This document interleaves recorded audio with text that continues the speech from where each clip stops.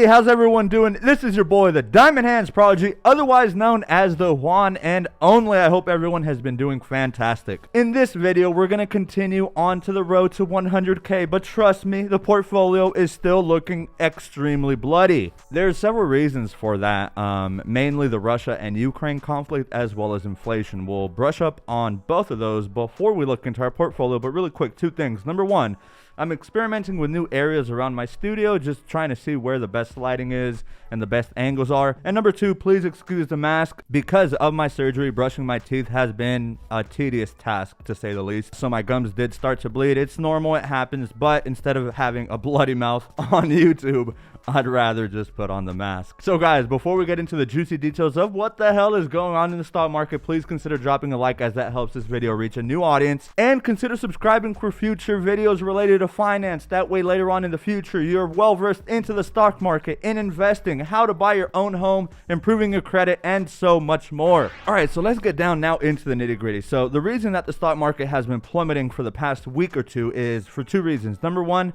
the Russia and Ukraine conflict.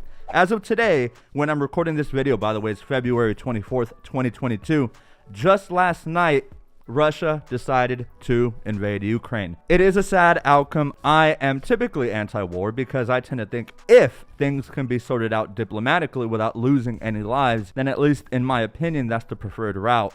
But unfortunately, my prayers do go out to all the people in Ukraine, specifically the children, who have to endure what is going on right now, and the whole world is completely shocked. Now, what's interesting about the stock market is the stock market hates uncertainty. So there's been a lot of charts going back and a lot of data to supplement this, and that is that typically leading up to the announcement of the war is that uncertainty period. So the stock market tends to plummet. If you were to, for example, look at the Dow Jones from when World War II started, right beforehand, it plummeted. And I want to say during the First World War, actually, the stock market was closed for a whole year. And during that year, when the stock market was closed, I want to say the Dow Jones was down in the vicinity of anywhere from 30 to 40%, which is a massive, massive drop. Then the following year, once the stock market reopened back up, it rebounded upwards of 80%. So while history doesn't repeat, it very much so rhymes. As for the outcome of what is going on right now, it's anyone's guess. A full-scale invasion is currently happening in Ukraine, as sad as it sounds. But typically,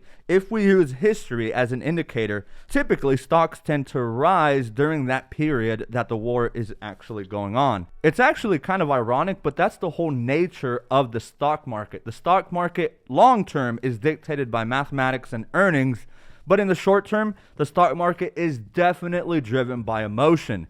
And like I said earlier, what does the stock market hate the most? Uncertainty. So now that the invasion has happened, that uncertainty portion goes out the window because now the event has happened. So perhaps we may have bottomed, or who knows, there might be a lot more downside to go. And reason number two why the stock market has been plummeting once again is the fears of inflation. Man, no matter where you go out, I just went to Target the other day and decided to get 3 or 4 items, and it was about $40. I remember in the good old days, back when I was 17, that was ages ago. That was around 2012. Man, $100 stretched a long way. Nowadays, $100 is barely a nice dinner out, you know? So obviously inflation, especially for lower income households, is really starting to eat into their savings. And that's given the fact that about 40 to 50% of Americans aren't able to come up with a $600 emergency expense. So what people aren't fully realizing is wages, for the most part, for the last 10 years have stayed stagnant. I mean, look at the United States federal minimum wage. It has been the same ever since I was a kid, I want to say, and I'm 26 now. So while wages have stayed pretty stagnant, inflation lately, as of lately, has been constantly climbing up. And everyday necessities like eggs, milk, gasoline, stuff like that is just rising and rising and rising. And something must be done about this madness. So what's going to happen later on in March, I forget the exact date, but I will have a recap video of what happens. The Fed is set to meet, and that is when they'll get together and coordinate and tell us how much of an increase to interest rates we should see.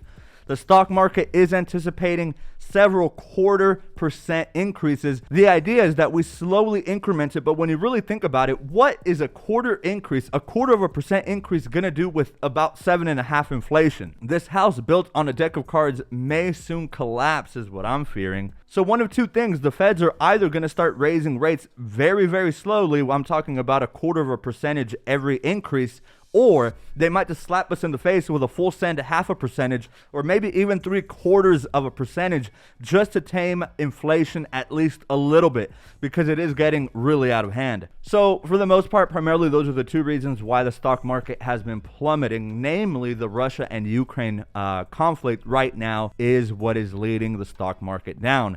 But without further ado, here is the portfolio update. And this time, instead of doing a screen recording on my Mac Pro, I'm just going to do it on my iPhone. All right, so here it is. We just have a little bit of buying power, and it is still looking as hideous as it did last week. But it's not too bad. It has rebounded. So if we look at our monthly chart, as you can see, at the very beginning of January 2022 is essentially when we started. And since then, it seems that everything has just been going on a downtrend. But as we have said before on this channel, and it's the name of my channel for heaven's sake, we diamond hands. We don't let fear shroud our judgment. Now, of course, we don't diamond hand forever. We have to have an exit strategy, but we don't let these short-term swings based off of emotions get to us. All of our positions for the most part are still okay. Coca-Cola has been taking a dip because of the Ukraine conflict. They had to shut down a lot of plants, and there's just a lot of uncertainty right now. So Coca-Cola on their 5 shares were only down about 2%.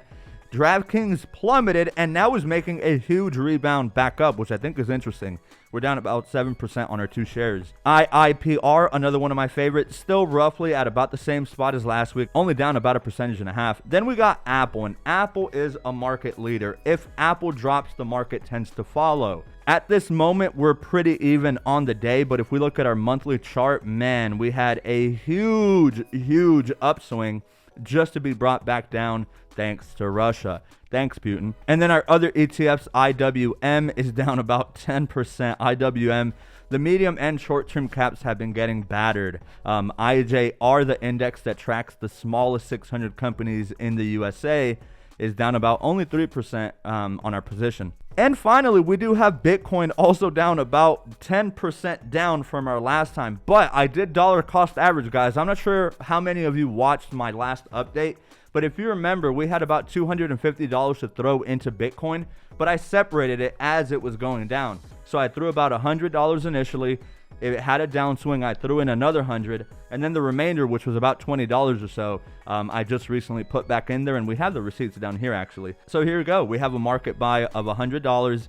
Then we bought 50 on February 18th, and finally we had another little $5 that we bought just on the 20th. So we dollar cost average. Once Bitcoin is back on the upswing, we will be profiting. And finally, we get to our stock options. Now, this is really important because we did have a big bearish play. As you guys might know on my channel, we do run bullish plays, but at the same time, we will also run bearish plays to hedge our portfolio. That way, if let's say the bullish plays have been completely going sideways the other way around, like they have been for the past week or so, at least our bearish play is there to offset it. So I want you guys to look at the Snowflake $265 call. Right now, Snowflake is at about $260, meaning if this were to expire today, our contract would be out of the money and we'd be in the clear. Currently, this is our unrealized profit. Remember, unrealized means we haven't fully closed the position. It's still in play. It's just like when you buy the dip and end up losing. You don't lose that money until you sell and realize that loss. The opposite is true when you are a net seller. You have to buy back to close, either that or let your contract expire worthless. But as you guys can see, on paper, we're up nearly $4,000. So once this either, hopefully, one of two things, expires worthless, or I can buy it back for really cheap, as you can see, this contract right here, we have a negative market value right there. Negative market value right now currently of negative $2,130, now $45 because it just changed. That negative value is directly making our portfolio minus that amount. So if it wasn't for that contract that we sold, let's say this were to expire worthless right now at this very moment, which it's not, but let's just say this expired worthless at this very second, then those minus $2,145 would be erased from our portfolio. It would no longer be negative. It'd just be a big old goose egg at zero. Therefore, our portfolio value would jump by $2,150 or so. So just keep that in mind. Our portfolio does seem like it's really down by a lot, but once that position right here, this snowflake position, expires worthless, or I can buy it back for really cheap, that will then be our realized gain, and it will be added to our portfolio value. So realistically, our portfolio value should be anywhere around the vicinity of about $8,700. So we're not down all that much. However, now is a perfect opportunity to start buying the dip. It is in my humble opinion, and remember, this is not financial advice, please do your own research, but it's in my opinion that the stock market will bottom very, very soon. And once it does, those that were on the fence right now with cash on the sidelines, thinking about buying stock right now, but maybe you're like, oh, I'm not sure this could keep going. Just dollar cost average. Stop trying to time the market. The stock market will sting and it will do you really dirty. There's so many times where you think, oh man, I should have bought into that stock. If you dollar cost average and invest on a consistent basis, then that will never be a problem for you, because in that way, you're no longer timing the market. All you're concerned about is time in the market. So there you have it, guys. Our portfolio value right now is about $6,600. I told you guys at the very beginning of the challenge that I was going to be a man of my word and show you all my plays. So like I said, at the time being, it does appear like we're down by a lot, but we do thankfully have that huge bearish play in that snowflake call that we sold at the $265 strike.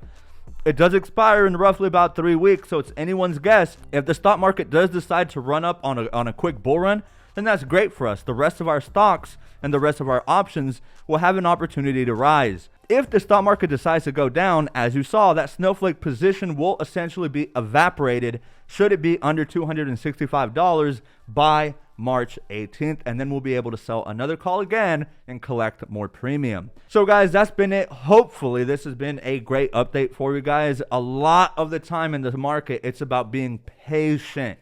You have to have a lot of patience in order to successfully make money in the stock market. Sure, every now and then you might have the day trader who gets lucky with their one play, but on average, the longer you stick in the stock market, the higher the likelihood that you will make money. So guys, don't forget to drop some comments down below if you have any questions. Please consider subscribing and let me know of any topics you would like to see on the channel in future videos. And with that being said, guys, looks like I'm clocking out for now, but I cannot wait to catch you all in my next video.